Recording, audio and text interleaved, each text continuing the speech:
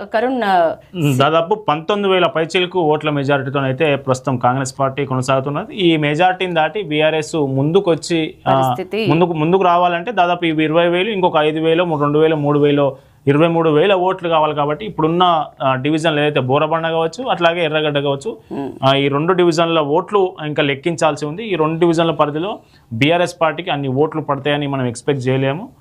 కాబట్టి ఖచ్చితంగా కాంగ్రెస్ పార్టీ విజయం సాధించినట్లుగా కిందగానే మనం చూడాలి. మెజారిటీ ఎంత అనేది ఇప్పుడు టాస్క్.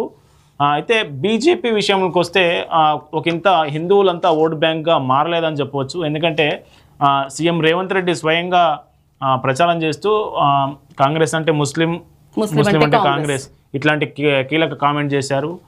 ముస్లింలకు వాళ్ళ హిస్సా ఎంత ఉందో మా మంత్రివర్గంలో వాళ్ళకి ఇచ్చాము, అట్లాగే కార్పొరేషన్ పదవుల్లో ఇచ్చాము, అట్లాగే ముస్లింలతోనే కాంగ్రెస్ పార్టీ ఉంది, కాంగ్రెస్ అంటే ముస్లింలని సీఎం రేవంత్ రెడ్డి నేరుగా చెప్పడంతో ఆ ముస్లిం మైనార్టీలు మొత్తం కాంగ్రెస్ పార్టీని ఆదరించినట్టు. గతంలో ఎంఐఎం పార్టీ బీఆర్ఎస్ పార్టీతో ఉన్నప్పటికీ ఇప్పుడు కాంగ్రెస్ పార్టీకే మద్దతు ఇవ్వడానికి ముస్లింలంతా ఒక ముందుకొచ్చారని చెప్పవచ్చు. అయితే దీనిపై స్పందిస్తూ సీఎం రేవంత్ రెడ్డి ఏదైతే కామెంట్ చేశారో ముస్లిం అంటే కాంగ్రెస్, కాంగ్రెస్ అంటే ముస్లిం, దీనిపై స్పందిస్తూ బీజేపీ తరఫున కేంద్ర మంత్రిగా ఉన్నటువంటి బండి సంజయ్ దాదాపు 3-4 చోట్ల రోడ్ షోలో పాల్గొన్నారు. పెద్ద ఎత్తున హిందూ ఓటర్లను ఒక ఓటు బ్యాంకుగా మార్చే ప్రయత్నం చేశారు.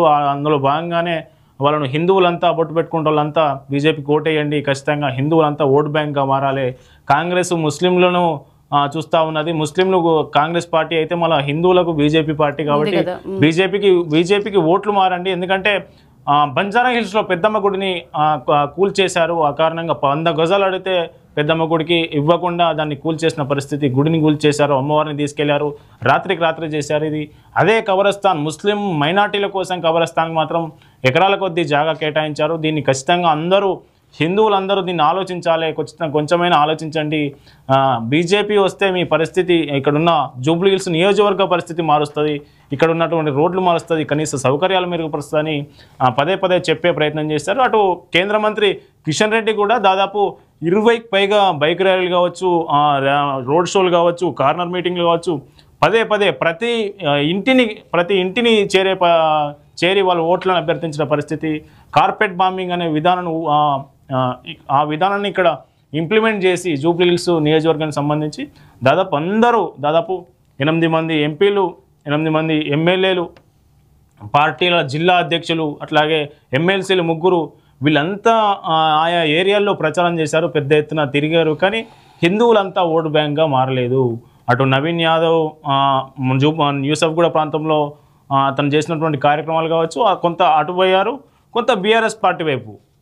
సో అటు ఇటు డైవర్ట్ అయ్యారు. హిందువులు అంతా ఓటు బ్యాంక్గా మారలేరు కాబట్టి బీజేపీకి అనుకున్న దానికంటే చాలా తక్కువ ఓట్లు వచ్చాయి. దాదాపు 2023 అసెంబ్లీ ఎన్నికల్లో చూసినట్టయితే మొత్తంగా కరుణ్ అన్నట్లు బీజేపీకి మినిమం ఎక్స్పెక్టేషన్స్ ఈసారి పెరిగినాయి. ఎందుకంటే బండి సంజయ్ ప్రచారం తర్వాత ఎక్స్పెక్టేషన్స్ నిజానికి మనకు ఓటర్లతో మాట్లాడినప్పుడు కూడా ఒకంత ఈసారి బీజేపీకి కొంత గ్రాఫ్ పెరిగే అవకాశం కనిపిస్తుంది అని అనిపించింది. కానీ అది ఎక్కడా మనకు ఓట్లలో అయితే నిజానికి మలుచుకోలేకపోయారు, ఓట్లలో అయితే అది కనిపించలేదు ఎక్కడా కూడా.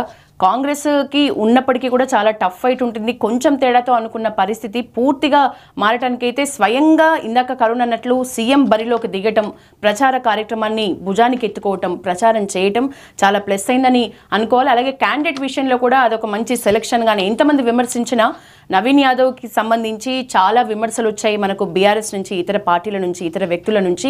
రౌడీ షీటర్ అంటూ, అలాగే రిగ్గింగ్ జరిగిందని, తన తండ్రి చిన్న శ్రీశైలం యాదవ్ మీద కూడా ఎలక్షన్స్కి ముందే బైండ్ ఓవర్ చేసిన సంగతులు, ఇవన్నీ ఎన్ని బయటకు వచ్చినా కూడా తనకున్న ఏదైతే ఆ లోకల్లో ఉన్న తనకున్న ఆదరణ మాత్రం మనకు ఓట్లలో ప్రస్ఫుటంగా కనిపించిందని చెప్పుకోవాలి. అది ఎక్కడా మిస్ అవ్వలేదు. ఓటర్లు చాలామంది నవీన్ యాదవ్ వెంట ఉన్నారు. అది కాంగ్రెస్ బలమా, క్యాండిడేట్ బలమా అంటే ఖచ్చితంగా మనం మేధావులతో మాట్లాడినప్పుడు కూడా కేవలం నవీన్ యాదవ్ కాంగ్రెస్కి ప్లస్, కానీ ప్రభుత్వం నవీన్ యాదవ్కి మైనసే అవుతుంది. అంటే ఆ రేంజ్ తన కెపాసిటీ ఆ నియోజకవర్గంలో ఉంది అని మనకు చెప్పిన పరిస్థితి. మేడం ఇప్పుడు బీజేపీ ఓట్ బ్యాంక్ కనుక చూస్తే జూబ్లీ హిల్స్లో 2023 అసెంబ్లీ ఎన్నికల్లో బీజేపీ లంకల దీపక్ రెడ్డి, బీజేపీ అభ్యర్థి లంకల దీపక్ రెడ్డికి 26,000 పైచీలకు ఓట్లు పడ్డాయి. ఎక్కడ జూబ్లీహిల్స్ నియోజకవర్గంలో. అదే పార్లమెంట్కి వచ్చేసరికి, ఎంపీ ఎలక్షన్స్కి వచ్చేసరికి ఇది 60% పెరిగింది. ఈ ఓట్ బ్యాంకు 60% పెరిగింది. అంటే బీజేపీకి ఓవరాల్గా ఓటు బ్యాంకు పెరిగింది. 26 వేలు అంటే దాదాపు చాలా మంచి ఫిగర్ అది, ఫిగరు. కానీ ఇప్పుడు జూబ్లీహిల్స్ ఉప ఎన్నికకు సంబంధం వచ్చేసరికి ఉప ఎన్నిక పారామీటర్స్ వేరు, ఉప ఎన్నిక దీనికి సంబంధించి ఈక్వేషన్స్ వేరేనే కాబట్టి హిందువులంతా ఓట్ బ్యాంక్గా మారలేకపోయారు. కాబట్టి ఈ రెండు పార్టీలకు డైవర్ట్ అయ్యారు. ఇక్కడ మనం చర్చించుకోవాల్సిన విషయం ఇంకేముందంటే మేడం, మనకు అభ్యర్థి సెలక్షన్ విషయంలో సీఎం రేవంత్ రెడ్డి ఖచ్చితంగా ఇక్కడ సక్సెస్ అయ్యారు. రెండు విషయాల్లో, కంటోన్మెంట్లో కూడా శ్రీ గణేష్ని ఎంపిక చేయడంలో, ఎవరైతే సాయన్న బిడ్డ మృతి తర్వాత అక్కడ శ్రీ గణేష్ని ఎంపిక చేయడంలో సక్సెస్ అయ్యాడు. శ్రీ గణేష్ కొన్ని కార్యక్రమాలు అప్పటికే చేసి ఉన్నాడు కాబట్టి వ్యక్తిగా గుర్తింపు, పార్టీ కంటే కూడా వ్యక్తి గుర్తింపు ఎక్కువ ప్రాధాన్యత ఇచ్చారు. ఆ వ్యక్తి పట్ల లోకల్గా ఎట్లా ఉంది, పాజిటివ్గా ఉందా నెగిటివ్గా ఉందా అనే విషయాలు ఇంటెలిజెన్స్ రిపోర్ట్ కావచ్చు, అట్లాగే పార్టీ పరంగా కాంగ్రెస్ పార్టీ నాయకులు నడితే కాంగ్రెస్ పార్టీ నాయకులు చెప్పే రిపోర్ట్ కాకుండా ప్రతిపక్ష పార్టీలకు సంబంధించిన సన్నిహిత లీడర్లు ఎవరైతే ఉంటారో వాళ్ళ ద్వారా కూడా రిపోర్ట్ తీసుకొని సీఎం రేవంత్ రెడ్డి అభ్యర్థిని ఎంపిక చేసినట్లు కనిపిస్తూ ఉంది. ఆ అభ్యర్థి ఎంపిక తాలూకు ఫలితం స్పష్టంగా కనిపిస్తూ ఉంది. గతంలో కంటోన్మెంట్లో కూడా శ్రీ గణేష్ విజయం సాధించాడు, ఇక్కడ నవీన్ యాదవ్ కూడా విజయం సాధించిన పరిస్థితి. ఈ నవీన్ యాదవ్ జూబ్లీహిల్స్ ఉప ఎన్నికకు సంబంధించి చాలామంది పోటీ పడ్డారు. అటు అంజన్ కుమార్ యాదవ్ నేను పోటీ చేస్తాడు, అట్లాగే మేయర్ బొంతు రామ్మోహన్ మాజీ మేయర్ నేను కూడా పోటీ చేస్తాను, అట్లాగే అజారుద్దీన్ అయితే గతంలో నేనే పోటీ చేస్తాను, నేనే ఓడిపోయాను కాబట్టి ఖచ్చితంగా నేనే గెలుస్తా, ఈసారి నాకు టికెట్ ఇస్తే అని పదే అధిష్టానానికి తను రిక్వెస్ట్ పెట్టుకున్నాడు. అతనికి అజారుద్దీన్ నేరుగా ఏఐసిసితోని సంబంధాల లింక్స్ ఉన్నటువంటి లీడర్ కాబట్టి అతనికే ఈసారి కూడా టికెట్ ఇస్తారని అంతా అనుకున్నారు. కానీ సీఎం రేవంత్ రెడ్డి దాన్ని అనూహ్యంగా మార్చేశారు. అజారుద్దీన్ కనుక టికెట్ ఇచ్చి ఉంటే ఖచ్చితంగా ఈరోజు బీఆర్ఎస్ గెలిచేదని చాలామంది విశ్లేషకులు చెప్తా ఉన్నారు. కాబట్టి ప్రభాకర్ మాట్లాడిన మాట